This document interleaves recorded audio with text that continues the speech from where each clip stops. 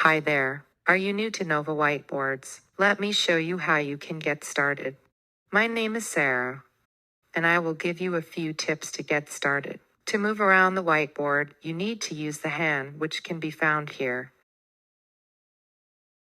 It almost feels like you are climbing a wall. If you want to get closer or zoom out, a good way to start doing that is by using these buttons here.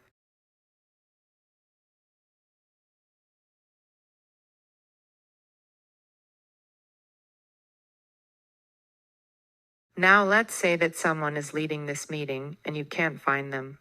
You can ask them to get you to follow them, or you can follow them by going to these icons at the top and selecting follow and selecting that person.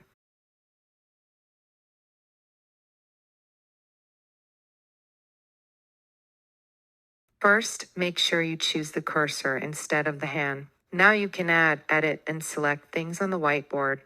Let's say you want to add a sticky note. You can select the sticky note, or you can double click on the board and it will automatically add a sticky note.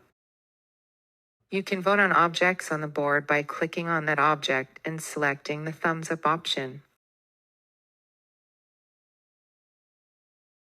This is probably enough for today. If you have never used a digital whiteboard before, be aware that it is completely normal to feel a bit overwhelmed on the first day, but with more teams working remotely, getting familiar with digital whiteboards is a good skill to have. Now, if you are leading this meeting, there is something you need to know. Move things from a front position to a back position as if there were layers available by selecting them and moving them to the back. Number 1 is the first layer. This layer is great for things that should be used as a background.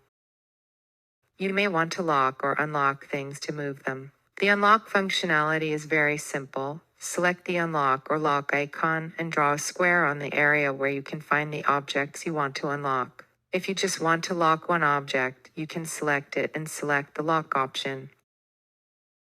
Find templates here and other functionalities like a timer or a card deck here.